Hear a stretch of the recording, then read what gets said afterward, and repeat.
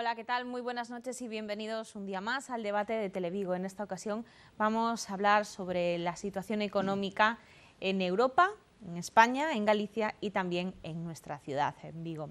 Para hablar sobre este tema tenemos con nosotros a Juan José Santamaría Conde, que es profesor de Economía Aplicada en la Universidad de Vigo. Muy buenas noches. Hola, buenas noches. También tenemos con nosotros a Jorge Gurriarán, que es catedrático de Organización de Empresas. Muy buenas noches. Buenas noches. Con nosotros también Antonio Juste, secretario general de UGT en Vigo. Buenas noches. Buenas noches. Y a Carlos Núñez, que es publicista. Muy buenas noches. Buenas noches. Bueno, pues queda abierto este debate. Como os decía, me gustaría que hablásemos sobre los últimos ajustes, por decirlo de alguna forma, que nos vienen dados desde Europa, ¿no? Ahora vamos con las pensiones.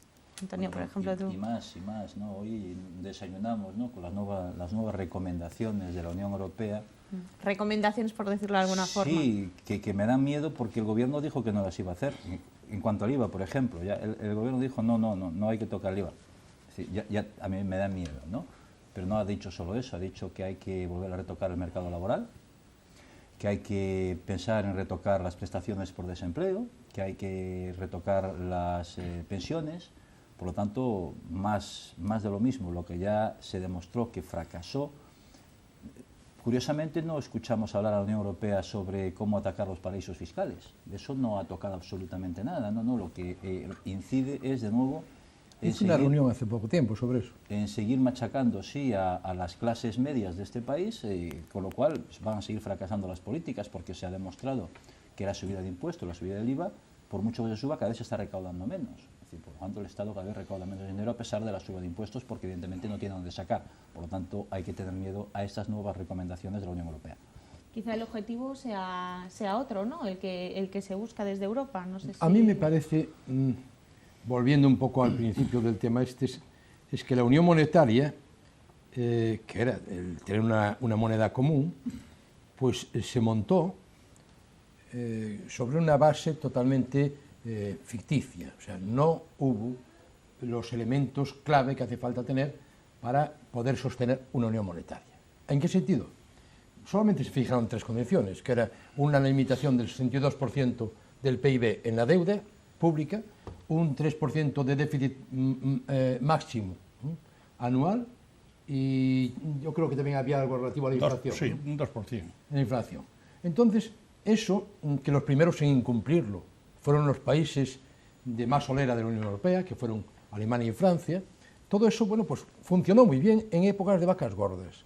Cuando se produce un problema, y no vamos a ir a enrollarnos, pero sí de unas burbujas, vamos a decir, de tipo inmobiliario y de tipo financiero, en donde ya Alemania hace 10 años, bueno, hace 10 no, ahora hace 15, tenía problemas de desarrollo por la integración del este, pidió la bajada de los tipos de interés, pues nos hemos endeudado todos muchísimo y entonces el euro pierde credibilidad a nivel mundial frente a las monedas como el dólar, el yen, etcétera, y ahora el won, y lo pierde porque detrás hay unos riesgos de impagados muy serios. Para eso, entonces, se toman medidas y se establece que hay que volver a llevar las cosas a su cauce, el déficit, la deuda pública, etcétera, etcétera, pero se hace con un ritmo brusco que provoca lo contrario. Es cualquier reducción del déficit, por poner un ejemplo, en base a incremento de ingresos, impuestos de la renta, impuestos de sociedades, IVA, etcétera, etcétera, el efecto real, porque eso cae también la demanda, no llega al 50% del porcentaje que se ha subido los impuestos. En consecuencia, eso ha creado una caída brusca del dinero disponible, ha creado una caída brusca de la demanda, eso ha provocado una caída brusca de la producción y eso ha provocado una caída brusca del empleo. El paro genera todavía más gastos y esto es una pescadilla un círculo bien. ¿Qué se está haciendo ahora diferente a entonces? Bueno, primero, reconocer que el camino tan brusco no es posible. Se está notando un poquito, de hecho las deudas, el riesgo país está cayendo, España llega a los tales 600, ahora está en 290, 280, incluso Grecia que llega a 3.000, o sea, 3.000 quiere decir que 30 puntos más le costaba el colocar su deuda que a los alemanes, ¿no? A 10 años. Bueno, por simplificar mucho, se ha llegado a esa conclusión. Entonces, en España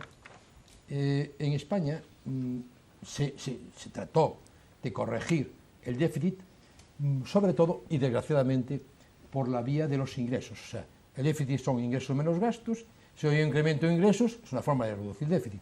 Y en cambio, la reducción de gastos se hizo una reducción bastante discriminada. Quiero decir con esto que donde se fue casi toda la pasta de todo el endeudamiento y de todo el déficit ha sido a salvar al sistema financiero. ¿Qué ha pasado? Pues que el sistema financiero tenía unos agujeros enormes, sobre todo las cajas de ahorros, y eso nos tiene contra las cuerdas. ¿Qué pasaba? Que esperábamos que la Unión Europea le prestase a los bancos, pero no, la Unión Europea nos ha prestado a nosotros para que nosotros prestemos a los bancos, y eso ha hecho crecer la deuda pública española al 90% del PIB. ¿Cuál es la última novedad? Bueno, la última novedad es que a nivel europeo se dan cuenta que el país puntero, que es Alemania, está perdiendo también mercado, porque la capacidad de compra de toda Europa baja, ellos exportan a Europa más del 75% y, en consecuencia, están corrigiéndolo. Y hay un mecanismo, que es el Banco Central Europeo, que trataba ahora de arreglarlo. ¿Y cómo lo arreglaba? Pues poniendo en circulación dinero. Simplemente una cosa, en España, las reformas que acaba de decir Juste. Yo creo que la reforma laboral sí podía haber sido necesaria, pero fue precipitada. Segundo, yo creo que la reforma del sistema financiero era la primera que tenía que hacerse y se hizo muy tarde. Y tercero, y fundamental, yo creo que la gran reforma pendiente es que no caiga el sistema sobre los más débiles, es decir, la reforma fiscal, la persecución del fraude y eliminar como sea todos los paraísos fiscales y sobre todo aquí los gastos corrientes que no tienen ninguna utilidad, me refiero a toda la cantidad de asesores, etcétera, y ir a lo que hemos dicho todos, 3.000 municipios como mucho, retirar el Senado, retirar las diputaciones, reducir a la mitad los parlamentos y, según los números que han hecho, con un tímido avance en eso, ya termino, España tendría un ahorro, sin subir nada a los impuestos, entre 40.000 millones y 90.000 millones de euros al año. Carlos, yo no sé si a la es... señora presentadora que controlara más los tiempos. Del señor catedrático, porque es que si no, a aquel señor y a nosotros es que no nos toca nada y pues te prometo que me voy a callar, yo era únicamente para poner las cosas. No, pero es que claro, es que usted se sube a la cátedra y usted, claro... Vamos a tratar de ser más breves, pero realmente todo lo que está diciendo, efectivamente... Querido amigo, yo nunca me he subido a ninguna cátedra. No, pero es que claro... Yo soy del mundo real. No, pero ya lo sé, lo digo en algún sentido, Yo creo, queridos amigos, queridos conciudadanos, que todos los días los medios de comunicación nos dan un plato de discusión diferente. Un plato de discusión que si hoy es Bárcenas, pues mañana es el Bárcenas pequeñito, pasado es el Bárcenas grande, ahora nos viene pues con que Alemania nos mete el aumento del IVA, ahora viene pues que posiblemente en diciembre los jubilados, es decir que empiezan ya un poco a entretenernos con este tema de la discusión de que todos los días un plato, Mientras tanto, la tijera está actuando por abajo contra las empresas, contra la sociedad, contra los jubilados, contra la educación, contra la sanidad. ¿Y por qué? Es decir, estoy cansado personalmente, de todos los días, en diferentes discusiones, aquí y allá, de fotografiar, de dibujar, de tal, la misma discusión. Y aquí ya está bien, porque lo que ocurre es que no han puesto la economía al servicio de la ciudadanía. Y como no han puesto la economía al servicio de la ciudadanía, lo que han provocado ya no es la crisis, lo que han provocado es una auténtica recesión con estafa. Esto se escribe con letras mayúsculas. Es decir, el sistema en el que vivimos hoy no da para más. Esto es una conclusión grandísima. El sistema capitalista no da para más. Hemos llegado pues a que el sistema no tiene salida dentro de sí mismo. Sarkozy, hace 2 años, hace año y pico, quería renovar el capitalismo e tal. Non pudo nin podrá nunca renovar o capitalismo, porque o capitalismo non pode ter renovación posible. A economía española ten, perdón, señores profesores, señores profesionales de la economía, que eu non o son, verdad, tiene 2 enfermedades, tiene 2 afecciones fundamentales. Por una parte es que el modelo de funcionamiento estructural del Estado ha tocado fin, es decir, no funciona, apenas funciona, ¿verdad? Es un funcionamiento insostenible, porque la actividad fundamental, la actividad pública de servicios sociales ha estallado y se está privatizando. Por otra parte, es que los motores de financiación están parados. El motor de financiación de nuestra sociedad están parados, que es lo que genera empleo, es lo que genera empresas, es lo que genera autónomos, lo que ahora se le llama, entre comillas, emprendedores, etcétera, etcétera, está parado. Y entonces, por otra parte, las imposiciones de Bruselas son permanentemente contraproducentes y agudizan permanentemente pues, mayores males. Bruselas es uno de nuestros peores enemigos en este momento, ¿verdad? Y el partido del gobierno está más preocupado en salir adelante con su política electoralista permanente que en solucionar los problemas o que en hacer frente a Europa, que no tiene el cuajo, ¿verdad?, para hacer frente a Europa y parar Europa, ¿verdad? Está más dependiente de los sectores más conservadores de su partido e incluso de la Iglesia. Incluso, termino esta primera parte, aquel señor ha hablado más que yo, diciendo que usted es el único que me ha hecho caso. Sí, diciendo que hay que defender defender naturalmente otro tipo de política, porque otro tipo de política es posible. Y lo que tenemos ya de una vez que empezar a discutir a fondo es cómo salir de la crisis con medidas concretas, ¿verdad?, al servicio de la ciudad, al servicio de los ciudadanos, ¿verdad?, del campo, de las empresas, creando una nueva sociedad y creando una nueva democracia y menos dependencia de Bruselas. Profesor, no sé si piensa que todo esto nos va a llevar mucho tiempo. Volver a rehacer todo eso que estaba diciendo ahora en estos momentos Carlos Núñez. Evidentemente, tal como vamos, va a llevar tiempo. La situación es profunda.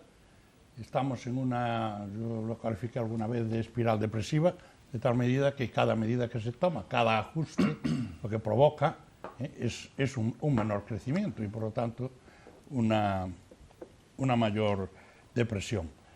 Y esto también está ocurriendo porque en el proceso de integración, y un poco aquí Gurriarán lo apuntaba, los estados han ido cediendo soberanía, pero la Unión Europea no ha asumido atribuciones, es decir, hemos dejado de tener un banco central y una moneda propia, pero tenemos una moneda sin un banco central convencional en cualquier otra parte del mundo, sea el Japón, sea en los Estados Unidos o incluso la misma China. Y por lo tanto, al final, ¿quién decide? Pues deciden un número reducido de países, que son los que en este sentido marcan la pauta. ¿Dónde tenemos la esperanza? La esperanza la tenemos en que empiece a ver Alemania, que efectivamente, a medida que nos vayamos deprimiendo cada vez más, seremos peores clientes suyos, y eso lo tiene que notar, y lo está empezando a notar en los índices de su propia producción industrial.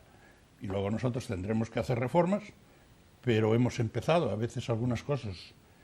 En economía hay problemas urgentes, hay problemas que hay que resolver a medio plazo y otros a largo plazo, porque las medidas de política económica no producen efecto inmediato.